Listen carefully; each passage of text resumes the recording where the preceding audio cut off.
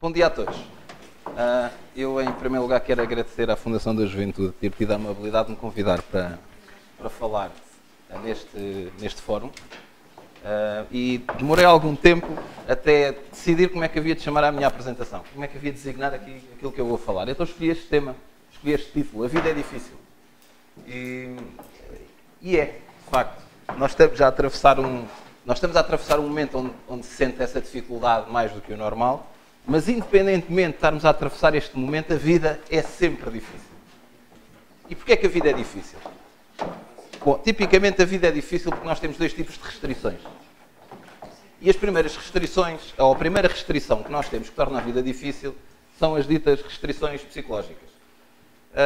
Eu outro dia li um artigo que relatava um estudo feito por uma empresa, onde dizia, enfim, eu não sei da veracidade dos dados, não sei se é completamente verdade aqueles valores, mas não me admiro muito, que 78% das pessoas que estavam a trabalhar estavam insatisfeitas com o trabalho que tinham ou pensavam mudar de emprego. Se nós aliarmos a isto, juntarmos a isto o número de pessoas que estão neste momento desempregadas, que segundo ali um outro orador do nosso painel irá falar também se calhar sobre o tema com muito mais propriedade do que eu, que o desemprego não é aquele que oficialmente está dito, mas que será um número muito, muito superior a isso, enfim, eu diria que nós temos uma data de portugueses muito tristes, muito infelizes. Uns porque não têm trabalho, outros porque têm, outros porque não gostam do que fazem, enfim, e passamos a vida um bocadinho a viver nesta tristeza.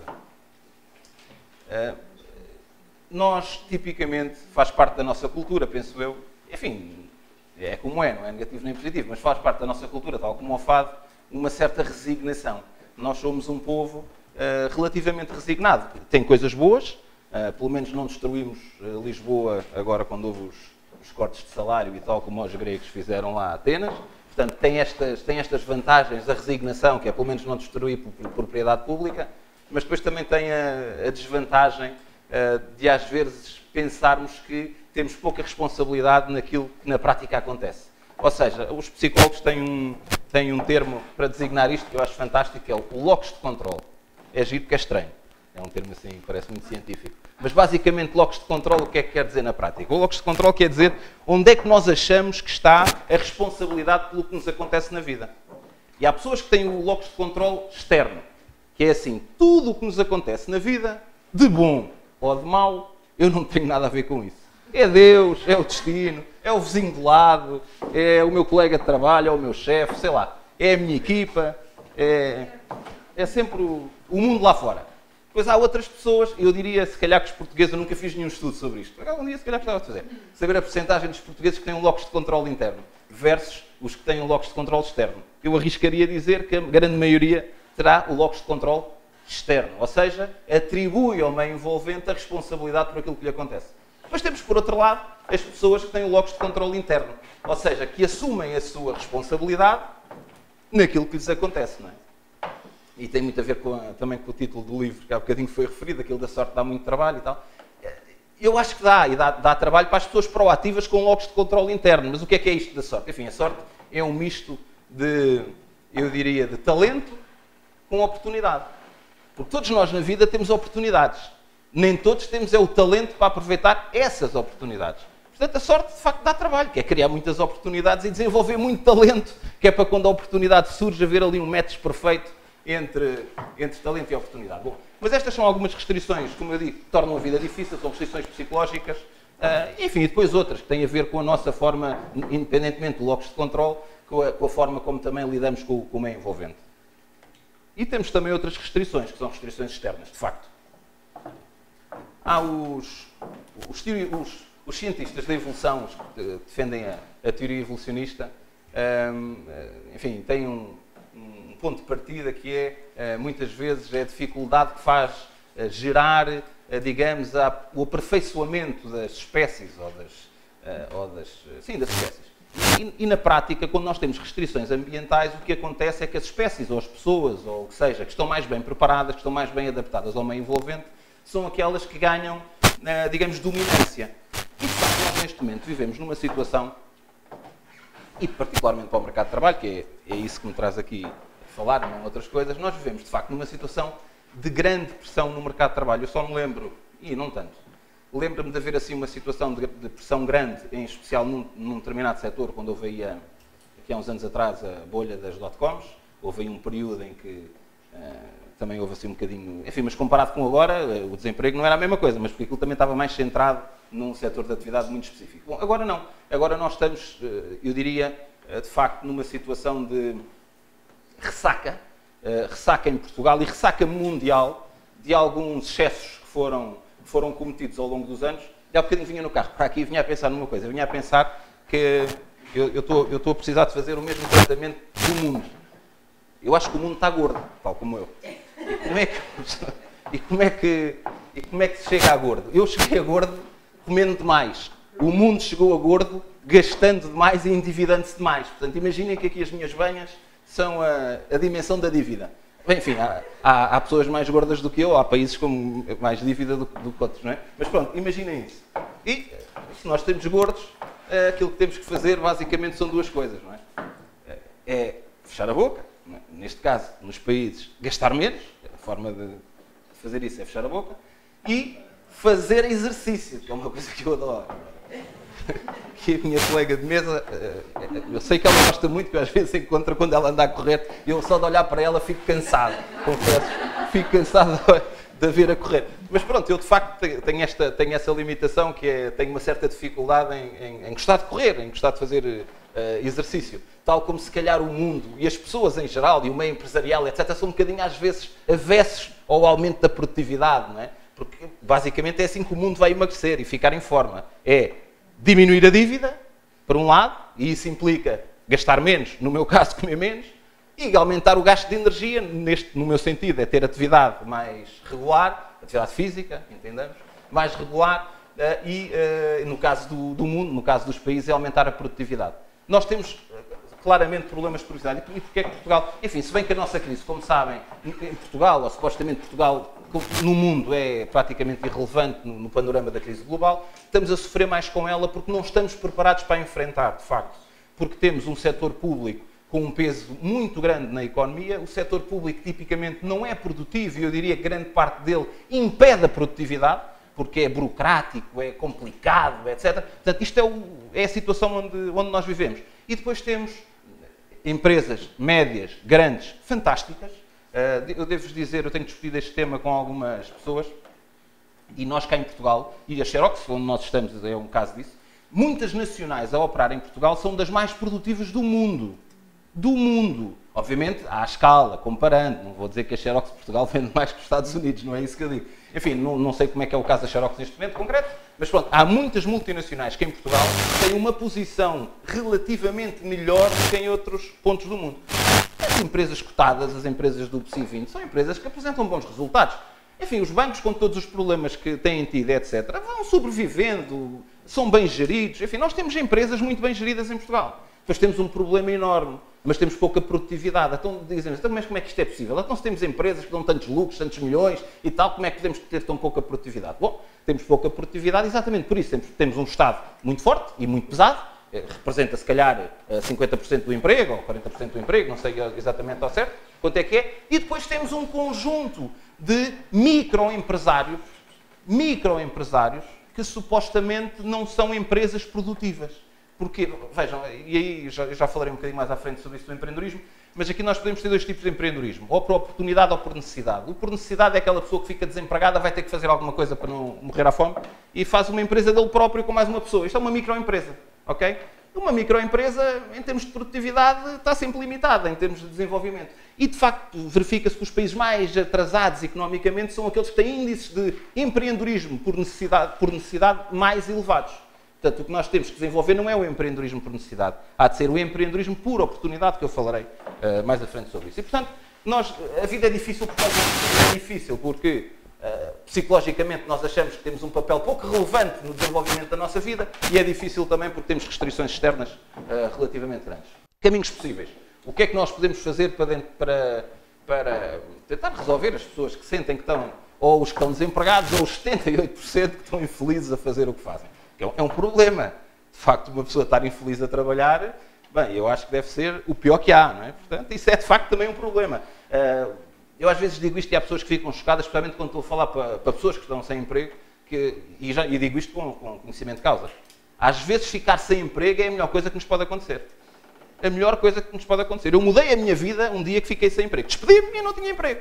Enfim, me davam umas aulinhas e tal, mas não conseguia viver com isso. E, portanto, eu mudei a minha vida a partir daí.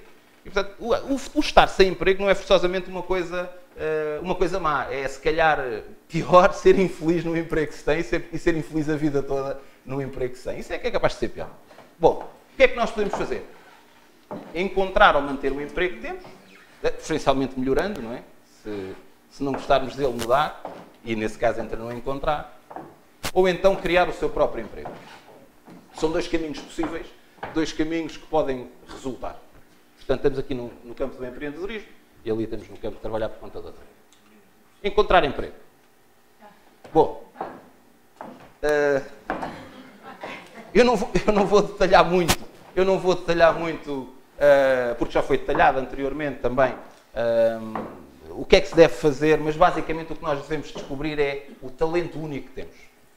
Como já foi dito, e é totalmente verdade, todos nós somos bons, ou seja, melhores do que a média. Não podemos não ser os melhores, mas todos nós somos melhores do que a média em qualquer coisa. E temos quase a obrigação moral, se quiserem, de pôr isso a render. Eu digo moral que vem na Bíblia, não é? Lá a parábola dos talentos. Que o Senhor dá lá os talentos aos servos e tal, e depois castiga aquele que teve medo de arriscar e que enterrou os talentos, e depois quando o homem vem devolve-lhe os talentos intactos e diz, olha, toma lá, estás a ver, não desbaratei os teus talentos e tal. E o Senhor condenou ao inferno. Disse assim, pá, tu devias era ter investido, como os outros fizeram e tal, e então pegou nos talentos que ele tinha enterrado e foi dar aos outros que tinham posto os talentos a render. Portanto, é quase uma obrigação moral nós pormos os nossos talentos a render, mas para pormos os talentos a render é preciso saber quais são. É preciso perceber o que é que nos diferencia, de facto, de outras pessoas. Porque uma coisa é certa, vocês só são valorizados, ou todos nós só somos valorizados na medida em que contribuímos para o bem de alguém, ou de alguma coisa, ou da sociedade, ou de qualquer coisa. Ninguém nos vai pagar, ninguém nos vai querer para não fazer nada. Ou para destruir valor. Ou para ir arranjar problemas. Não. Vão-nos querer se acharem que nós somos uma mais-valia, que acrescentamos valor, que resolvemos problemas. E para nós resolvermos problemas temos que ter qualquer talento acima da média. E aí o nosso valor aumenta. Depois, escolher estrategicamente as oportunidades. Uma vez mais, não me vou centrar muito nisto, porque já foi muito bem explicado anteriormente, mas o que é facto é que não serve tudo, não interessa tudo, interessa aquilo. Primeiro, aquilo em que acrescentamos valor. Segundo, e diria muito importante, aquilo que nos traz felicidade. Porque ter emprego e ser infeliz, eu diria que é quase pior do que não ter emprego e andar à procura dele. Enfim, desde que a pessoa tenha dinheiro para comer e para satisfazer as suas necessidades. Mas é pensar estrategicamente as oportunidades. Não é agarrar na primeira coisa que aparece, não é, como foi dito, andar a despejar currículos por tudo quanto é lado. Bem, eu às vezes chego a receber currículos de pessoas endereçadas a nomes diferentes de mim. Ou seja, que mandam para mim um currículo que estão a mandar, que eu percebi perfeitamente que não é para mim, não é? Vem endereçado a outra pessoa qualquer. Não sei se já recebi algum que fosse endereçado à Mariana, porventura, e vem para mim e tal. E houve uma vez que eu até respondi, achei interessante, e respondi, olha, muito obrigado pelo seu currículo, mas não era a mim que me queria mandar com certeza, porque o destinatário que vem no texto do e-mail não sou eu. No e-mail vinha eu, claro, mas depois o caro não sei quantos não era eu, era uma cara, qualquer coisa. Bom, e portanto, isto é uma estratégia obviamente errada. Nós temos que pensar estrategicamente onde é que acrescentamos valor, o que é que gostamos de fazer e o que é que nos faz feliz. E uma coisa é certa, vocês só vão ser bons, todos nós, só conseguimos ser bons na vida naquilo que formos felizes a fazer. Só aí. Há um psicólogo que tem assim um nome muito esquisito, que eu agora nem vou tentar dizer, que é para não dizer asneira, mas é de origem polaca, ou assim uma coisa qualquer, que fala numa coisa que é o estado de fluxo, flow. Não sei se já ouviram falar. O estado de fluxo é nós estarmos tão absorvidos, tão realizados, tão bem a fazer o que estamos a fazer, que nem andamos pelo tempo passar. É um estado maravilhoso. Eu, de facto, de uma vez na minha vida senti este estado de fluxo, era mais novo, uns aninhos, e andava numa fase em que adorava programar e tal. Hoje quase nem sei mexer num computador. Mas naquela altura, acredita, eu fazia programas de computador. E então houve uma altura que estava a desenvolver uma aplicação, por acaso, para uma coisa na minha área, que era sobre avaliação de desempenho. Bem, e lembro-me que andei ali 2 dias quase, nem dormi nem comigo. Mas não dormi nem comigo, porque havia lá um bug qualquer no programa, para quem percebe alguma coisa disto de informática, eu estava a programar em Visual Basic, que na altura era uma coisa state of the art, e havia lá um bug qualquer no programa que eu não conseguia resolver aquilo, mas quanto menos eu conseguia resolver, mais gozo me dava estar agarrado ao computador, de maneira que eu tive quase 2 noites sem dormir, tive quase os dias todos sem comer, mas eu nem pensava que queria comer ou que queria dormir, eu só fiquei descansado quando resolvi o problema. Bem, eu diria que tive 2 dias em estado de fluxo. Bem, eu não conseguia viver a minha vida assim em estado de fluxo, né? Senão... Enfim, isso, rapidamente ficava magro, não é? Ficava magrinho se eu resolvesse a minha... Olha, uma boa alternativa. Eu tentar agora entrar em estado de fluxo para ver se emagreço. Muito obrigado.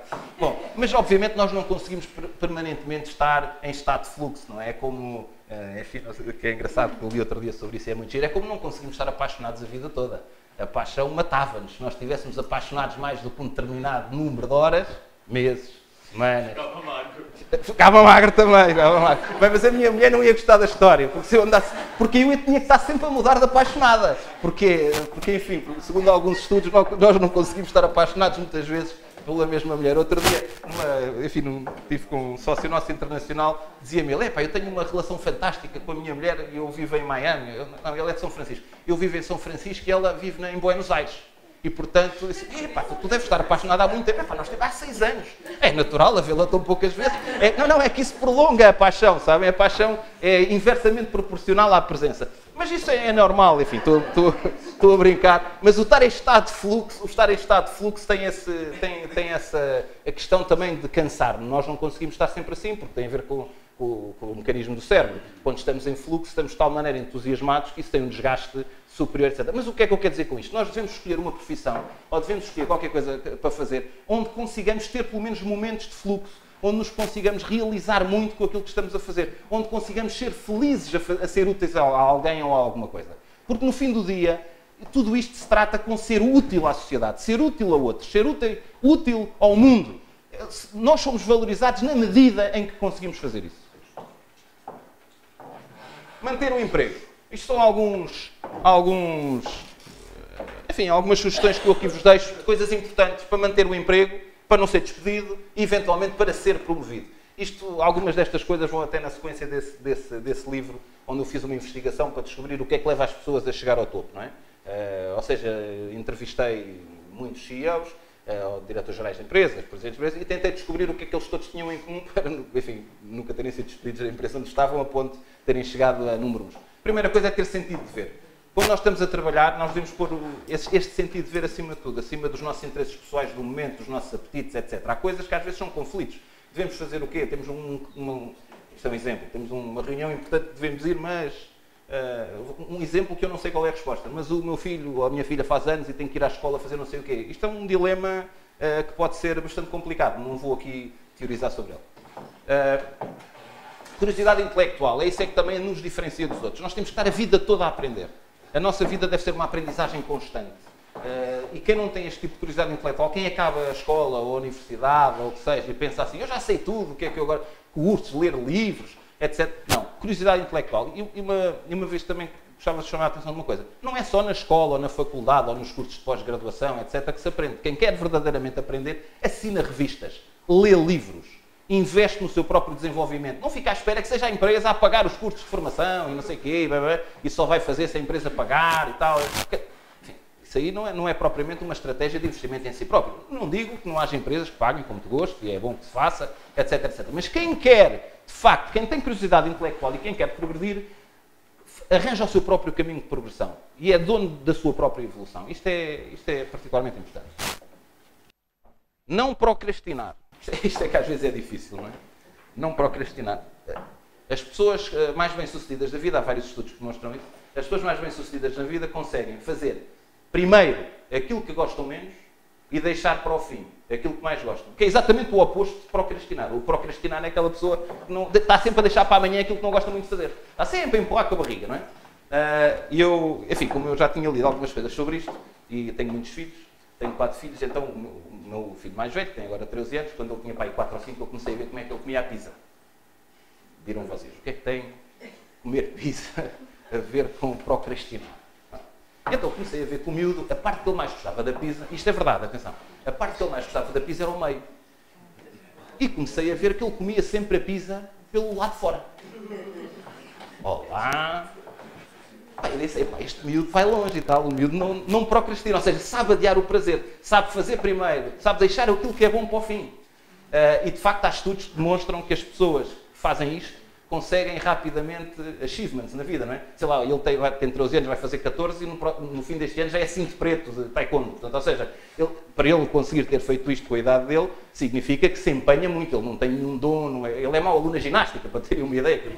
Eu pasmo como é que ele na escola é mau aluno na ginástica e vai ser cinto preto de taekwondo e é verdadeiramente bom a fazer aquela arte marcial. Pronto. Porquê? Porque tem uma grande capacidade de sofrimento, ou seja, de fazer primeiro aquilo que é um esforço para ter a recompensa no fim. Isso tem muito a ver com a procrastinação. Nós temos que ser assim nas empresas, temos que ser assim na nossa vida. É conseguir fazer algumas coisas que não gostamos primeiro e depois regalarmos-nos ou tentarmos entrar em fluxo naquelas coisas que gostamos. Fazer-se visível vários níveis acima. Ou seja, quando vocês estiverem numa organização, é fatal como o destino, em alguma altura da vida, terem um chefe muito mau, muito chato, muito invejoso. E que não quer que ninguém saiba que vocês são bons. Fatal como o destino. E, portanto, são aquelas pessoas que não percebem que para serem promovidas é bom terem colaboradores melhores, não é? Mas essas pessoas não percebem isso, porque veem todos os colaboradores bons como uma ameaça. Portanto, tudo o que vocês possam fazer para brilhar, ele vai tentar chamar a si próprio, ou ela, os louros disso e digamos, tapar a vossa visibilidade. Não podem. Ou seja, nós numa organização devemos preocupar-nos muito, enfim, sem sermos vaidosos ou sem sermos muito histriónicos, não é? Mas tentar com que as coisas boas que fazemos sejam visíveis acima da nossa chefia. Okay? Que o topo da organização conheça o nosso valor. Porque, em última análise, quem vos vai fazer ter uma boa carreira são as pessoas de cima. O vosso chefe direto pode não estar nem aí. E há pessoas que passam a vida toda despercebidas até um dia que lhes acontece uma coisa qualquer, que é mudar de emprego e tal. E cá está, têm essa sorte, não é? O talento e a oportunidade surgem em conjunto, mas durante muitos anos estiveram tapadas e eram pessoas fantásticas, só que não tinham visibilidade dentro da organização. Ser bom em relações humanas. As pessoas só vos ajudam se gostarem de vocês. Não há ninguém que nos ajude se não gostar de nós. Ninguém. E para as pessoas gostarem de nós temos de ser bons em relações humanas, temos de tratar bem os outros. Isto é um bocadinho como o karma budista, não é? Os budistas defendem. Caso fazem, caso pagam. Nem isso é mais extraterrestre. Eles não. Pode-se pagar de outro lado qualquer. Portanto, quer dizer que vocês podem fazer mal nesta vida e serem castigados noutra. Eu vou mais por aquela do caso fazem, caso pagam, porque assim colhemos mais rapidamente o fruto do bom e do mau. E, portanto, é bom que sejam bons em relações humanas, que lidem bem com pessoas, que se façam gostar, que sejam gostáveis, que sejam adoráveis. Porque quanto mais as pessoas gostarem de vocês, maior a probabilidade de vos darem oportunidades e de se lembrarem de vocês. Tentar conhecer o melhor possível as várias áreas da organização. Isto para quê? Para permitir até poderem rodar de uns sítios para os outros com facilidade. E esta aqui é fundamental. Entregar sempre mais do que aquilo que é pedido. Se vos pedem, temos que vender não sei o quê, ganhar não sei o quê de cota de mercado, até vocês, claro, sim senhor, vamos fazer. E depois a seguir, 20% mais. Se fizerem isto sistematicamente nas vossas várias áreas de atuação, a probabilidade de toda a gente gostar de vocês e de vos querer promover e de vos querer pagar mais é imensa. Imensa. O pior que há é quando entregamos menos do que aquilo que é pedido. Bom, o entregar mais do que é pedido entenda-se sempre relativamente, não é gastar mais do que é suposto. Não é? Se forem gastos, é tentar poupar mais do que é suposto. Bom, fazendo estas coisinhas todas, é provável que vocês na empresa sejam considerados assim como estes e que a probabilidade de serem considerados para coisas mais bem pagas e mais desafiantes é grande. Criar o seu próprio emprego.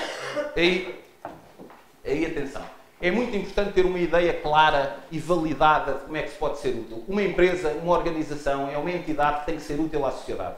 A uma parte da sociedade, a um conjunto de consumidores, etc.